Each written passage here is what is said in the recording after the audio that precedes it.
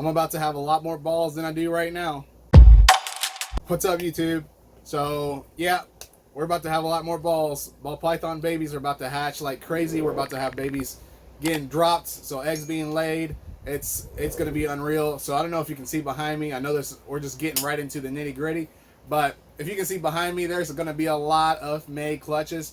Some of them are probably not as wanting me to grab them as others. Some of them look like they're about to lay eggs within the next few days, and some others within a week or so. So I don't want to bother them too much, but I will show you what they look like. It might be inside of their tub or maybe in the photo box. Who knows? It depends on where she's at the moment. So if you can see behind me, I have a May 26. So I'll just go in order, chronological order as best as I can. So we have a May 3rd. So today is May 1st when I'm recording this. This is a May 3rd. So she should be laying any day now. Hopefully she has a good amount of eggs for us. This is going to be her first time laying. She's about 1,700, 1,800 grams. So I actually started pairing her when she was about 1,300 grams. So it shouldn't be a huge clutch. Maybe 4, 6 eggs or so.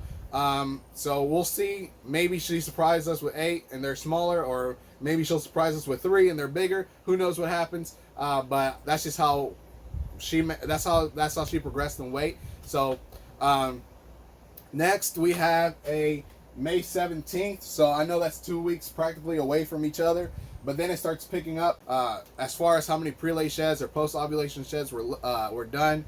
So obviously it's usually about 30 days or about 4 weeks after the pre-lay shed that they start laying their eggs. I've actually so this girl here, she actually had almost a 6-week time frame after her pre-lay shed before she laid her eggs. So obviously that's just an estimation. It's not exact. It's just what the average of what everyone has seen breeding ball python. So we do have a May 17. What else we have? We have a May 24th. We have a May 26th, a May 27th, a May 29th. We have a female that's in a pre-lay shed right now. We have a June 1st. I guess I missed that one. And then we have another one that's in a pre-lay shed right now. So that's going to be a lot of babies being laid through the course of the next few months here. And because of that, we're going to have a lot more balls, like I said. As you can see, we're going to have a lot of babies being laid, a lot of eggs being laid here in the next month or so. Because, again, it's May 1st today. And if you heard, all of the ones that have already had a pre-lay shed are all due to lay in May, with the exception of one that's June 1st. And then there's 2 more that are currently in shed right now. So it's going to be a crazy year. So that puts us at, let me count real quick. 1, 2, 3, 4, 5, 6, 7, 8, 9. So that's 9 left to lay. And 2 clutches already have been laid. Again, this girl's clutch is already hatching. And then actually this girl's clutch here, which is a pinstripe VPI Xanthic, 66% het pied. I'm hoping she proves out. And there's also a possibility that she's a super pinstripe because both parents were pinstripe. So we'll see what happens out of that clutch. Maybe we'll get a bunch of pinstripes. Also, the sire was a pinstripe as well, so we could end up with all pinstripes, and we won't even know if it was a super pinstripe parent or not. But the sire is a pinstripe, pied, het VPI Xanthic, and then again the dam was a pinstripe VPI Xanthic, 66% het pied. So that should be getting cut here in about 2 weeks, 2 to 3 weeks, depending on how it goes. I do incubate at 89, 89.5, depending on where they sit in the incubator. Usually I try to not cut them until about day 54, day 53. But if they pip, I'll go ahead and cut them. And this clutch, her clutch was actually day 52, or no. So it was day 53 when I looked at them the first time. The first time I was going to cut them, and then it was day 55 when they pipped. So they went a little bit, 1 day extra. That's all I did. That's all they went over 54. So I could have cut them, but I didn't. That's just how it goes. So we'll see with her clutch. I've been yapping way too long now. I'm going to show you the best of my ability, the females that are already due to lay. I'm not going to show you the ones that are in shed because that's not going to do me any good, but I'll show you all the other ones that are due to lay. And again, if they are at that end stage, I'm not going to get them out because I don't want to bother them too much. So I have two that I'm pretty sure they're at that end stage, and if I move them, they might have to reconfigure their whole body, and then it's going to take them a few more days, and I don't want to, again, mess with them too much. So let's go look at some ball pythons. So the first one I'm showing off here is the last one that's gone through a prelay shed. And you know, it's funny because I don't have an ultrasound machine, so I don't know where stage her eggs are in, but she did have a reabsorption in the fall, and I actually paired her again. I think it was January or February that I started pairing her again, because usually about 5 months or so after they have pre-absorbed, they're usually ready to go. So I don't have I don't have an ultrasound machine or anything like that, so I'm just going strictly off time frames here. But if you look at her spine, you can see how defined it is and how rich back it is. That is how you know that she is actually carrying eggs. She also hasn't eaten in about 2 months, so I know for sure before that she was eating pretty dang good. And you can also see how wide she is and how thick she is. And again, for not eating for 2 months, that's obviously a sign that she's has eggs or something like that. And also at the tip of her tail, you can see that. See how well you can see that.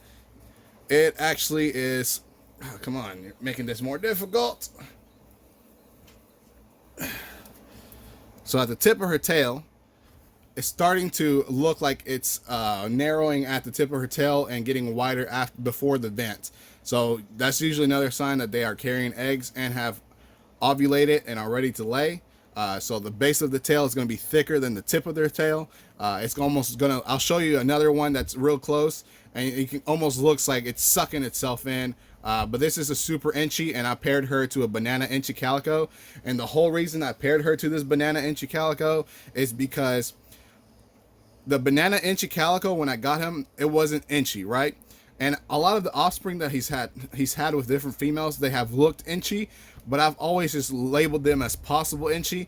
And this is going to be the female that I use to prove him out as inchy. So if I get some super inchies in the clutch, then I'll know for sure that he was an inchy. But other than that, I am only saying possible inchy for his offspring right now, because I was never sold him as an inchy. But then again, you know that there's so many things out there that sometimes you get an animal and you're not 100% certain of the genetics. So then here we are with the last female to go through the pre-lay shed, and this is a super inchy, and she is heavy. You can see her already bending down the photo box here, which is kind of hard to do because the platform it's on is pretty flat, but it does have a little dip inside. It's so for her to be able to press it down that well shows how heavy she actually is. So I'll put her back now and I'll get a different one out. So here we have a pewter female, and she is actually this is going to be her second clutch with me, and this is going to be, I think, her third clutch ever have laid. So she is pastel cinnamon. This is Canela. I don't have a lot of snakes with names, but some of them have so much personality that I have to give them a name. And I know it sounds crazy that I don't have names for all the snakes that I have. It's too many. I don't know that many names, right? So this is Canela. This is pastel cinnamon. She is due to lay May 29th, and that super inchy that I showed, I know I didn't say the date, but she's due to lay June 1st. So this one's May 29th here, and she is, again, real thick, real wide, real heavy. So you can see at the base of the tail, same thing, real thick. That's because she has already ovulated. She's gone through her pre-lay shed. The eggs are now moving further and further down. And once they get to the very tip, I'll show you what they look like at the tip of the tail. But again, this is Canela, and she is a pewter. Again, this is her third clutch, second clutch with me. She was paired to a banana inchy calico. So obviously that male got a lot of action this year. So this is the 2 out of the 4 is the first 2 I've shown. She's coiling up real good. So I'm gonna put her back. I don't want to get her stressed out because she's very active. All right, so here we have Mocha. Mocha is a het pied 66% caramel albino, or 66% het caramel albino, and she was paired to a banana fire pinstripe pied. And again, all the bananas are gonna be males because the sire was a male maker, but same thing, real thick at the base. And she hasn't eaten in about 2 months, or actually for her, I think it's been longer. but she is again very thick, very heavy. All they're wanting to do right now is coil around and get prepared for laying eggs, and that's what they do for about 4 weeks. They just coil, prepare, stay on that heat source, and you don't really want to bother them that much, especially the closer they get to laying. So again, this is Mocha, and she is a het pied, and hopefully we get some nice pieds out of her this year. Last year I actually tried to pairing her to the same male, and she reabsorbed. So all right, here we have another one. This is a banana het pied paired to that same male, banana pinstripe fire pied. Hopefully we get some super bananas, and obviously the bananas out of this clutch could be male or female. So there's no way of knowing because both the sire and the dam are bananas. So for this clutch here in particular, bananas could go either direction, and because they came from a female, all the male bananas are going to be female makers, and all of the females obviously can be both because that's how females go. So she is a real nice female here. She's not that big. She's only about 1800 grams right now. So I started pairing her when she was about 1300, and obviously she doesn't look very wide. She doesn't look very big, but she was eating very well before she went into ovulation and stopped eating and all that. And you can see, I don't know how well in the camera, but her back is very ridged. Like I can feel it. It's like you can just feel how ridged it is. And again, the base of the tail, I don't know how well you can see that. The base of the tail is getting thinner and thinner by the moment, and I swear to you, the closer we get to the female that's about to lay any day now, you'll see how pinched it gets right here, right before the vent. So where the vent is, that's usually where the pinch happens. Again, she is very ridged. That is an indication that there's eggs in this baby right here. So I don't think I mentioned that the banana het pied is due on May 26th. This girl here is a possible het pied. So the reason I say possible, I actually got her free. Somebody just gave her to me, and they said she was het pied. And because I don't know where it came from, I'm only saying possible because he never proved her out. She was still too young when I got her. So I'm still saying possible. We'll see what happens when she lays and her eggs hatch and everything. She was paired to a pastel lavender het pied. So my goal was not only to prove her out for pied, I didn't want to pair her to a pied and get a bunch of random stuff. So I figured if I paired her to a pastel lavender het pied and she doesn't prove pied or het pied, then at a minimum I'll get some 100% het lavenders, 50% het pied. And not that that matters so much to me, but I know that I want to hold back. So I'll shed test any of the snakes in there just to see which ones are het pied and which ones aren't, and I'll hold back all of the double hets. And again, there's going to be pastel in there. I know this seems like a very simple pairing. I just didn't want to waste a powerful male on her because my male already had, that pied male already had like 6 females he was going to, and to add one more to the mix, I didn't want to overdo him. And that pastel lavender het pied, he only had 2 females to go to, so I figured adding a third one wouldn't be that hard. But again, based off the way her back end here is, she's very clean all through, and she does have some markers, but again, I don't want to go solely off look, so I want to prove her out. And she is definitely gravid. You can feel the eggs every time she's just moving across my hands like that. You can feel the eggs, and these girls move too much. So let me see how well I can show you the base of the tail. These just look like all the other ones, same like all the other ones that I've shown. And again, I'll show you as we get closer to laying what it does to the base of the tail. So this is the second to last female that I will show. This is an inchy pied, 50% het albino. I paired her to a pinstripe albino, 100% het pied. So at a minimum, we'll get 100% double hets. If she proves out, then there's a chance to get some albino pieds, and if we get lucky, maybe we'll get some inchy pinstripe albino pieds. And if we're less lucky but still lucky enough to get some inchy albino pieds or some pinstripe albino pieds, I'll be pretty happy with that. Again, you can see her spine, how prominent it is, and this girl is actually a little over 2 weeks from laying, and you can see how it starts sucking in. So this looks a lot skinnier than the other females I've shown you, and this looks a lot wider. So the egg is probably about right here, so that's why everything widens up and this gets skinnier. So I'll show you the last female, and she is due to lay any day now, and I'll show you what her tail looks like so you can get an idea of how you can tell the closer and closer they get to laying, because this female, while she is due to lay on the 3rd, so this one's here is due to lay on the 17th, but the one I'm about to show you, she's due to lay on the 3rd, but her tail, oh wow, look at that, that's a huge egg right there. Wow, that's nice. So the one that's due to lay on the 3rd, even though she's due to lay on the 3rd, her tail isn't sucked in that much, so it could go a little further than the 3rd, but I'll show you that when I bring her out. So this is the last female. I know I mentioned a lot more, but there's 2 females that are still in shed, so I didn't want to show them because they're in shed. So this female here is a super pastel pinstripe paired to the banana inchy calico. So this is one of the 4 females that was paired to that male there.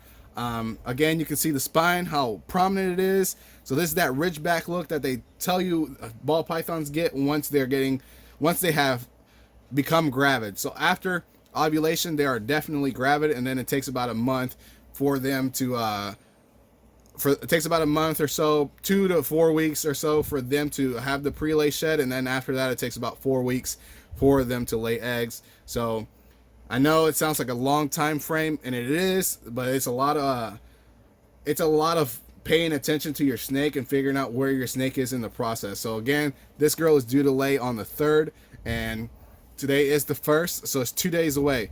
So you can see how wide she is here and how skinny her tail is starting to get. And I know it's hard to see in the camera, but that's just how it looks. And the closer she gets to laying, the more sunken in this gets. And obviously that also depends on how big the egg is. If it's not that big, then it won't sink in as much. And if it's not as many eggs coming further down, then it also won't sink in as much. So I have palpated this female, and it appears that she's going to lay about 6 eggs. And the reason it's so good to have an ultrasound machine is because you can be certain with palpitations. While I say 6 eggs, it could also be 4, because I could be feeling organs, I could be feeling anything, and I know it doesn't feel the same, but I don't want to be 100% saying, oh, that's an egg. I know for sure that the ones right here in this area are eggs, but there's some lumps and stuff up further that feel like 2 eggs. So I'm saying 6 eggs, but it could be 4. So we'll see what happens. This is her first clutch, and it could be any day now. So she is coiling up real good, and I mean, it's super ridged up to like right here. So I'm assuming her eggs stop about right here. So about half her body is just eggs right now. So that's usually how it goes. So I'm hoping she lays a good clutch for us. All the females this year so far have laid good clutches for us. The first clutch we had was 9 eggs, 1 wasn't good, and the second clutch we had was 8 eggs, and 1 of them wasn't good. So other than that, both of them were pretty massive clutches, because on average it's 6 eggs, and some of them could be less, some of them could be more, but so far my 2 clutches this year have been more, and I'm hoping that the 3rd clutch this year is also more. Obviously, everybody wants more, nobody wants less, so that's just how that goes. Putting her back. All right, everyone. Well, that's practically the end of the video. Hopefully you enjoyed the snakes. I know there was a lot of snakes that we went through. Hopefully this didn't become a long video or anything like that. But that's just, it's a lot of snakes. This is trying to give you an update of where we are this year. And I already said this in a previous video, but I may pair some more depending on where I see their progress.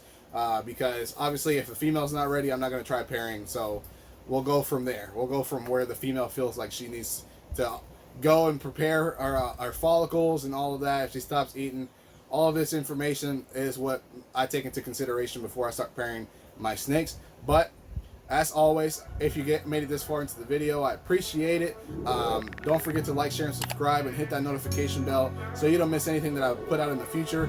As always, peace.